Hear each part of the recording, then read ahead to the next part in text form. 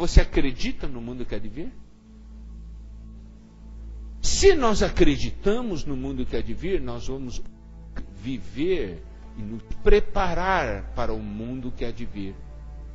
Se a gente não acredita, a gente não prepara. Se nós cremos, nós vamos perceber que nesse mundo atual, a nossa vida é uma preparação para o mundo que há de vir. Os sinais da volta do Senhor estão muito fortes. Mateus 24, 37. Pois assim como foi nos dias de Noé, também será a vinda do Filho do Homem. Porquanto assim como nos dias anteriores ao dilúvio, comiam, bebiam, casavam e davam-se em casamento, até o dia em que Noé entrou na arca. Deus precisa de Noé no dia de hoje. Pessoas que estão claras de que o fim está chegando. Noé foi alguém que recebeu essa revelação do Senhor. E aí, o que ele fez? Ele viveu e se preparou para esse dia. Você é um Noé ou não? Outro ponto, amados irmãos, em Mateus 24, que mostra o final dos tempos, é o versículo 14. E será pregado esse evangelho do reino por todo o mundo, para testemunho a todas as nações, então virá o fim. Esse versículo é uma profecia a respeito do final dos tempos. No final dos tempos, Deus vai levantar um grupo de pessoas que conhecerão o reino. E esse grupo de pessoas, pelo fato de conhecerem o reino, vão procurar viver o reino. Não somente conhecer e viver, mas também terão um encargo de pregar o evangelho do reino. Isso é uma profecia, irmãos. E eu quero fazer uma pergunta para os irmãos. O Espírito está ou não fazendo essa obra hoje? De despertar pessoas para o reino, para viver o reino e para pregar o reino. O Espírito está ou não fazendo isso hoje? As profecias estão se cumprindo. O reino que há de vir chegará brevemente. Nós muitas vezes somos enganados, porque frente às dificuldades, nossa atitude é: eu acho que eu não tenho jeito. Eu acho que não tem salvação para mim, ou não tem caminho para mim. Se nós conhecemos Deus, nós podemos dizer: tem caminho sim. Porque Deus, Ele vai fazer a sua vontade. Todas as profecias se cumprirão. Por que nós não avançamos? Mateus 16, dos versículos 13 a 18, nós temos as grandes revelações. Aqui está um homem, Pedro, que recebeu revelações. Revelações grandiosas. Mas nós sabemos que desde a revelação que está em Mateus 16 até a manifestação que está em Mateus 17, há um caminho a percorrer. Nós muitas vezes, amados irmãos, quando nós recebemos a revelação, ganhamos revelação, nós ficamos satisfeitos, porque nós já sabemos. E porque ficamos satisfeitos, já achamos que sabemos, nós começamos a ter certas atitudes e ter certas ações. E é isso que o Senhor quer expor para nós, o perigo que todos nós corremos. A revelação de Cristo à igreja abre uma porta para quê? Para que o Senhor comece a revelar algumas coisas adicionais. E ele começou a mostrar aos seus discípulos que lhe era necessário seguir para Jerusalém, sofrer muitas coisas dos anciãos, dos principais sacerdotes e dos escribas, ser morto e ressuscitado no terceiro dia. Em outras palavras, o Senhor estava mostrando para os discípulos o caminho que ele tinha de percorrer. Esse caminho, aos olhos do homem, é um caminho terrível. E fez com que Pedro então tivesse uma reação. Ele tinha tido revelações grandiosas e se sentiu no direito de reprovar o Senhor. Ele começou a reprovar o Senhor. Ele não concordava com o caminho que o Senhor Jesus havia mostrado. O fato de nós termos revelações, o fato de nós termos conhecimento do propósito de Deus, não é uma garantia para nós de que nós vamos fazer, ou que estaremos fazendo essa vontade. Porque Deus mostra caminhos que nós não compreendemos. E quando Deus mostra caminhos que nós não compreendemos, nós reprovamos. Mas com bom coração. Mas Jesus, voltando para Pedro, disse o quê? Arreda, Satanás. Tu és para mim pedra de tropeço, porque não cogitas das coisas de Deus, e sim das dos homens. Amados irmãos, aqui está o nosso grande problema. É esse versículo. Não cogitas das coisas de Deus, e sim das dos homens. Significa, você não pensa como Deus pensa, você pensa como o homem pensa.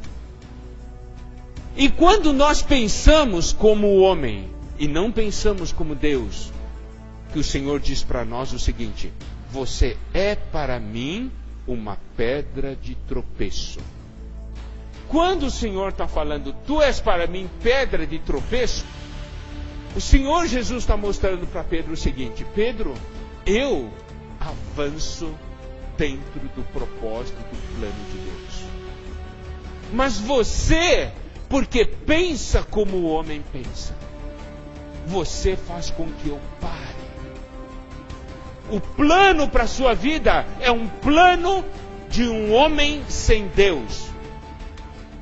Eu quero avançar, mas quando eu chego em você, eu paro.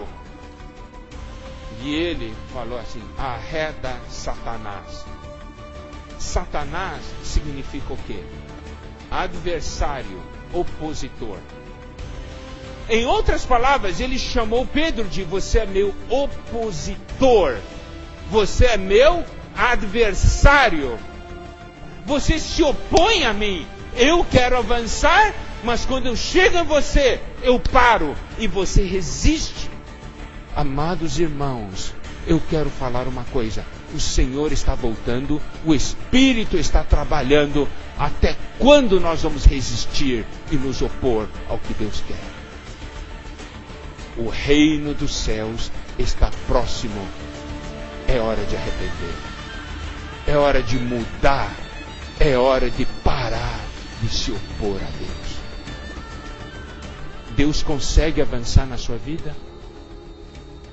Se Deus não consegue avançar na sua vida, é sinal que você está se opondo a Deus. Daí Jesus disse para os discípulos: se alguém quer vir após mim. Quando ele afirma, se alguém quer vir após mim, ele está mostrando: eu vou continuar andando. Eu vou continuar avançando. Agora, eu deixo a liberdade. Eu deixo para você o direito de escolher. Quer ou não quer vir após mim. Por isso diz assim: se alguém quer vir após mim. Amado irmão, amada irmã, o Senhor vai continuar a andar. Você quer ou não quer ir após o Senhor? Se alguém quer vir após mim, a si mesmo se negue. Coloque suas coisas de lado. Põe as coisas de Deus à frente. Cruz é o que aniquila, é o que mata e termina com todos esses obstáculos. E aí, amados irmãos, nós passamos a perceber que nós somos o grande obstáculo para o avanço de Deus. Mas que o Senhor está fazendo um chamamento. O Senhor está falando a respeito do reino. O Espírito está trabalhando, fazendo surgir um povo, que é o cumprimento da profecia de Mateus 24:14. E outra coisa, amados irmãos, está ainda em Mateus 24, versículos 45 a 47. Essa porção também é profecia.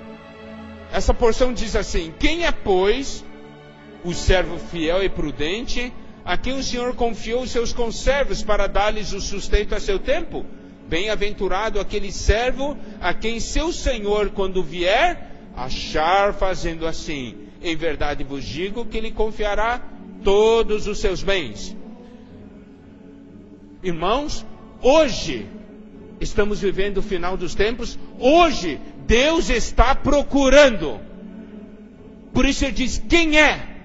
Eu quero saber quem é. Quer dizer que ele está procurando servos fiéis e prudentes para confiar os seus conservos para dar-lhes o sustento a seu tempo. Isto está acontecendo hoje. Em muitos lugares, Deus está confiando os seus conservos a irmãos que vivem o reino. Irmãos, eu vou dizer uma coisa, eu tenho viajado tanto, eu nunca vi coisa igual. As profecias estão se cumprindo. Eu quero agora falar alguma coisa muito, muito séria. Se Deus não entrega hoje os conservos para nós cuidarmos, é porque Ele não nos considera fiéis e prudentes. Se o Senhor não entregar nesse mundo, vai entregar no mundo que devia? Não. O Senhor pode entregar para você? Se o Senhor não pode entregar para você, não vai reinar no mundo que devia, irmão. O tempo que nós temos é hoje. A chance que nós temos é hoje. Por isso, nós devemos nos arrepender, porque está próximo o reino dos céus. Irmãos,